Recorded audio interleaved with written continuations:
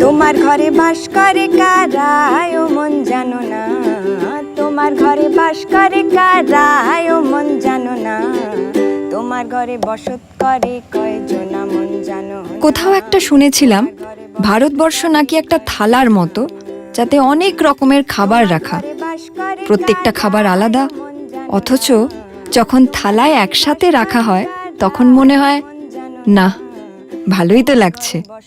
এই কথাটা হয়তো আমার বাংলা সম্পর্কেও 100 ভাগ খাঁটি। আমি তেমনভাবে কখনো ভেবে দেখিনি আগে, কিন্তু এই পথ চলার শুরুতেই সেটা বেশ বুঝতে পারলাম। এবার দেখা যাক ভাগ্যে কি আছে এরপর। কালিম্পং ছেড়ে খানিক দূর চলার পরেই দেখলাম লাটাগুড়ির রাস্তায় ঢুকে গেছি। আর জঙ্গলের রাস্তা দিয়ে চলতে চলতে হঠাৎ দেখি কখন না জানি চা বাগানের ধার দিয়ে দিয়ে আমার গাড়ি চলছে। আমার ভেতরের অ্যাডভেঞ্চারের বড়ই খুশি হলো।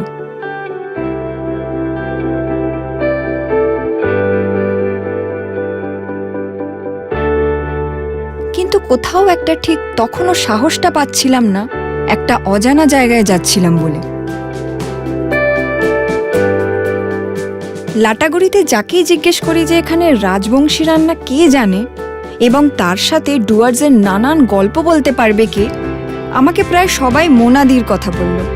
তাই আমি মোনাদির সঙ্গে দেখা করতে যাচ্ছি গ্রামে।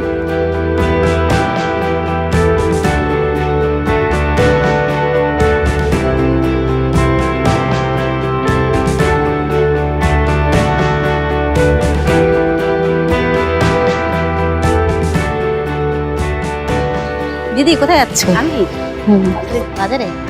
এই তো মোনাদি, তোমার জন্য অপেক্ষা করছিলাম। আমি বাজারে গেছিলাম। তাই? হ্যাঁ, তোমার জন্য পুঁই শাক, তারপরে ভেন্ডি, বেগুন, উচ্ছে সব নিয়ে আসি। এগুলো এগুলো বেগুন? হ্যাঁ, এগুলো বেগুন। কি মজার দেখতে। অনেক সকালে বেরিয়েছো। হ্যাঁ, চলো চলো চলো চলো।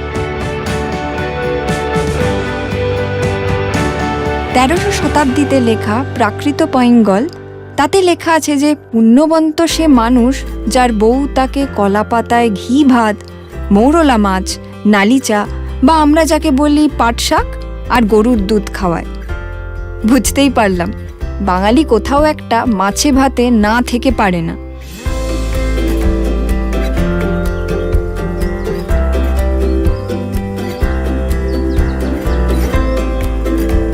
এরকম কাঠের উপর রান্না করবে? হ্যাঁ, দারুণ তো। এটা আমার জীবনের প্রথম অভিজ্ঞতা, এইভাবে কাঠের উপর রান্না দেখা। ওয়াও, ডিম। এটা কি পেঁয়াজ বাটা দিয়ে?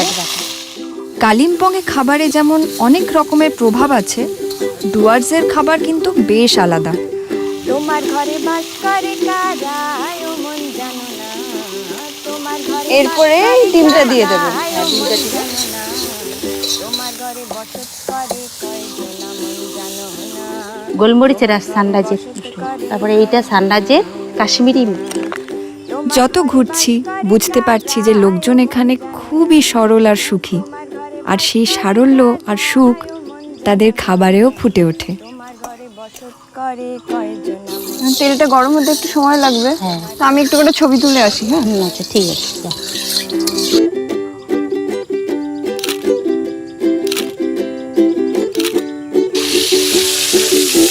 তাড়াতাড়ি ভাজা হয়ে গেল। এই যে সর্ষে পাউডার বাটতে হয়, এখন বাটতে হয় না।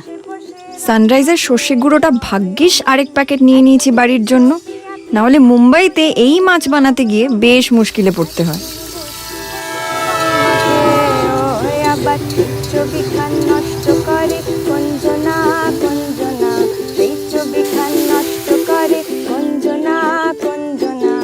তুমি সবগুলোই সানরাইজ মশলা ইউজ করো? সবগুলোই করলাম। হলুদ গুঁড়ো, জিরের গুঁড়ো, তারপরে সর্ষে, কাশ্মীরি লাল, তারপরে গোলমরিচ, সানরাইজের। লাস্টে একটু সর্ষের তেল দেবো। এই তো হয়ে গেল বাটা মাছে সর্ষে দিয়ে ঝাল। এবার ভাত দিয়ে পেট পুজো।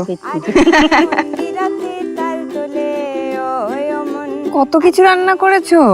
এগুলো কখন করলে? এটা আগেই করেছি আমি, সানরাইজের পোস্ত আমার খুব ভালো লাগে। তোলে ওই আবার বিশুরা সুর ধরে দেখো। খুব ভালো, খুব ভালো, ভালো হয়েছে, দারুণ। আমি জানি না আমি এতটা ভালো রান্না করতে পারবো কিনা। এবার শিখলা আমি পারবা। ঘরে বসত করে কয়জনা মন জানো না, তোমার ঘরে বসত করে কয়জনা। যিশুদা, কি খবর? তুমি ঠিকই বলেছিলে, ব্যাপারটা যতটা শক্ত ভেবেছিলাম ততটা মোটেই না। বাহ, বেশ। কিন্তু এই উপলব্ধিটা হলো কি করে? আসলে অনেকের সঙ্গে মিশে বুঝলাম এখানকার মানুষজন খুবই সহজ, আর যা কিছু চাইলে এত মন থেকে সাহায্য করে যে ভাবাই যায় না। It's beautiful. আচ্ছা শোনো না, আমি আবার নিজেকে আরেকটা চ্যালেঞ্জ দিয়েছি। তুমি আবার চ্যালেঞ্জ খেলছো কেন? আহা, একটাই তো জীবন আমার, শোনোই না, চ্যালেঞ্জটা কিন্তু মন্দ নয়। বলেই ফেলো।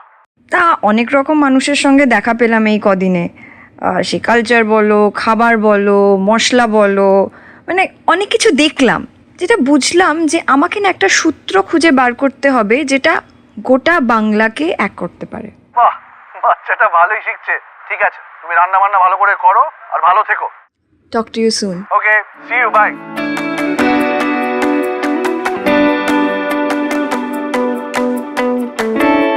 নমস্কার দিদি। নমস্কার। এখানে কি তোমাদের লোকাল হ্যান্ডিক্রাফটসগুলো রাখো? হ্যাঁ, আমাদের আহিরি ভ্যারাইটি স্টোরসে আমরা চেষ্টা করি আমাদের লাটাগুড়ি যে জিনিসগুলো এখানে খুব ইজিলি পাওয়া যায় অ্যাভেলেবেল, এবং আমাদের এখানকার যে লোকাল মহিলারা থাকে সেলফ হেল্প গ্রুপ বা বিভিন্ন গ্রুপে, তারা বাড়িতে বসে যে সমস্ত কাজগুলো করছে সেগুলো আমরা আমাদের দোকানে রাখি।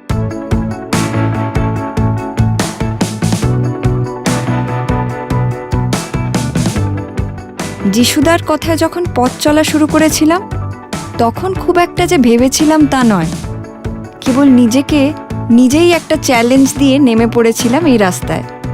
আর নেমে বুঝলাম এই জার্নিটা একটু লম্বা হয়ে যেতে পারে, কারণ স্পষ্ট বুঝতে পারছি যে আচার বিচার আর খাবার একটু দূর দূর অন্তর বদলাতে থাকছে।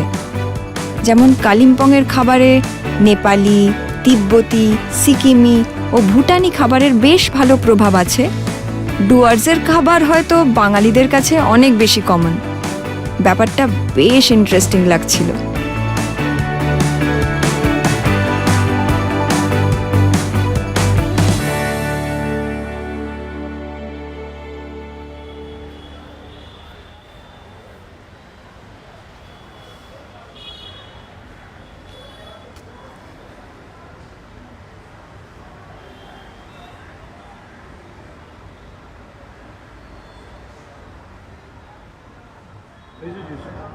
Thank you so much. Thank you.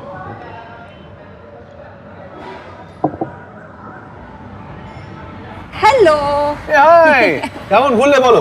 প্রচুর এনার্জি নিয়ে ফিরেছি। সে তো দেখেই বোঝা যাচ্ছে, এনার্জি ফেটে ফেটে বেরোচ্ছে আফটার ইউ কালিম্পং এর ডুয়ার্স ট্রিপ।